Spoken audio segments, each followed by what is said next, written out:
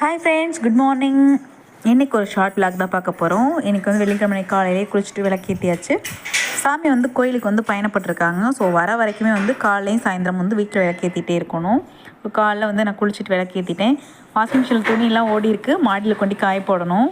So நம்ம மாடிக்கு போயிட்டு துணியெல்லாம் காய போட்டு வந்துடலாம். வீட்டுக்குள்ளே இருக்கிறது போர் அடிக்கும் போல். சரி, தம்பி கொஞ்சம் விளையாட விட்டுட்டு மாடியில் கொண்டு துணி காய போட்டு கீழே வந்தாச்சு. கீழே வந்தும் அவங்க நைனாப்பா கால் பண்ணிட்டாங்க, அது மாதிரி நான் வந்துட்டேன் அப்படின்னு சொல்லி, இன்னொரு 10 நிமிஷத்தில் வந்துடுவேன்னு. ஸோ நாங்களும் வந்து ஒரே ஹாப்பியாக ஓடி வெளில போய் நின்றுட்டு பிரசாதம் கொண்டு வருவாங்களா, என்ன கொண்டு வருவாங்க அப்படின்னு சொல்லி பார்த்துட்டு சிரிச்சுட்டே பேசிகிட்டே அப்படியே ஒரு ஆளாக வந்து யாருக்காக வெயிட் பண்ணுறீங்கன்னு சொல்லி ஃபஸ்ட்டு வந்து என் தங்கச்சி வந்து கேட்டால், நீ யாருக்காக வேண்டி வெயிட் பண்ணுறேன்? நான் என் கணவருக்காக வேண்டி வெயிட் பண்ணுறேன்னு சொன்னேன். தம்பியை கேட்டது, அவன் வந்து எங்கள் அப்பாவுக்கு வேண்டி நான் வெயிட் பண்ணுறேன் அப்படின்னு சொல்லி சொன்னான்.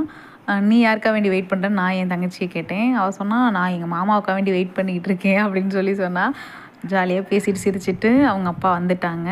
ஜாக்கு தான் வந்து ரொம்ப நேரம் வெயிட் பண்ணிகிட்டு இருந்தது. எங்களுக்கு முன்னாடிலேருந்தே வெயிட் பண்ணிகிட்டு இருந்தது. வண்டி சவுண்டு அந்த லாஸ்ட்டு கேட்ட உடனே ஒரே சவுண்டு, பயங்கர சவுண்டு. கார் டேனிங் திரும்பின உடனே எப்படா வீட்டுக்கு வருவாங்கன்னு வாழை ஆட்டிட்டு ஒரே கத்திட்டு நின்றுட்டு இருந்தது. அப்புறம் தேங்காய்லாம் உடச்சிட்டு அவங்க வந்து வீட்டுக்குள்ளே ஃபஸ்ட்டு காருக்குள்ளே எல்லாமே பிரசாதம் எல்லாமே வாங்கிட்டு வந்ததெல்லாம் இருக்குது. அவங்க வந்து இந்த இடுமுடி பை, தேங்காய், முக்கியமானது மட்டும் முதல்ல சாமிக்கிட்ட கொண்டு வந்து வெளியில் சாமி படத்திட்ட வைக்கணும் அப்படின்றதுக்காக டக்குன்னு வீட்டுக்குள்ளே வந்துட்டாங்க.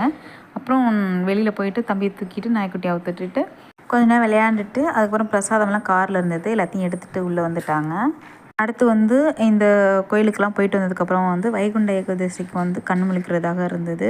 ஸோ அவங்க இன்றைக்கி கண்ணு முழிக்கிறேன்னு சொல்லிட்டாங்க. நைட்டுக்கு டிஃபன் எதுவும் வேணான்ட்டாங்க. அதுக்கப்புறம் விடியதரம் எழுந்துருச்சு 4 மணிக்கெலாம் நான் வந்து சமைக்க ஆரம்பிச்சிட்டேன். ஸோ சாப்பாடு, சாம்பார் 7 வகை காய்கறி போட்டு உருளைக்கிழங்கு வறுவல் பண்ணி, அப்புறம் பாயசம்லாம் செஞ்சு என்னால் முடிஞ்சது கிட்டுக்கிட்டுன்னு எழுந்துச்சி குளிச்சுட்டு நான் செஞ்சு சாமி கும்பிட்டாச்சு. இன்றைக்கி இன்னும் நிறைய செஞ்சுருக்கணும். பட் வந்து எனக்கு வந்து டைமிங் வந்து நான் ஒரு 4:30க்கு மேலே தான் எழுந்திரிச்சிட்டு நான் குளிச்சுட்டு அதுக்கப்புறமா தான் சமைக்க ஆரம்பித்தேன். அதனால் எல்லாருமே தூங்குனாங்க. நான் மட்டுமே செஞ்சுட்டு டக்குன்னு டைமுக்கு சாமி கும்பிடணும் அப்படின்னு சொல்லிட்டாங்க. அந்த சொர்க்கவாசல் திறப்பு வந்ததை சொல்லுவாங்க இல்லையா, தம்பி ஏஞ்சிட்டான். அப்புறம் தம்பிக்கு வந்து கை கால் மூஞ்செல்லாம் கழுவிட்டு குளிக்கல, நம்ம மட்டும் போட்டு விட்டுட்டு சாமி கும்பிட்றேன்னு சொன்னான். காலை விடியதரம் ஒரு 5:30-6 மணிக்கெலாம்ன்றனால தம்பிக்கு வந்து ட்ரெஸ் மட்டும் போட்டு விட்டாச்சு, மூஞ்சி மட்டும் கழுவி விட்டுட்டு. ஸோ கிளம்பிட்டான் தம்பி, கடைக்கு கிளம்பிட்டான். நாங்கள் காக்காவுக்கு போய்ட்டு சாப்பாடு வச்சுட்டு காக்கா ஏதாவது வருதான்னு பார்த்துட்டே இருந்தேன். காக்கா வந்தது பார்த்திங்கனாக்கா ஒரு கால் வந்து கொஞ்சம் வளைஞ்ச மாதிரி ஒரு மாதிரி உடஞ்ச மாதிரியே இருந்துச்சு. பார்க்கவே ரொம்ப கஷ்டமாக போயிட்டு எனக்கு.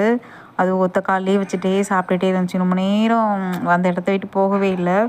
அந்த தனிவிலேயே உட்காந்துட்டு, அந்த செவரு தனிவிலேயே உட்காந்துட்டு சாப்பிட்டுட்டே இருந்துச்சு.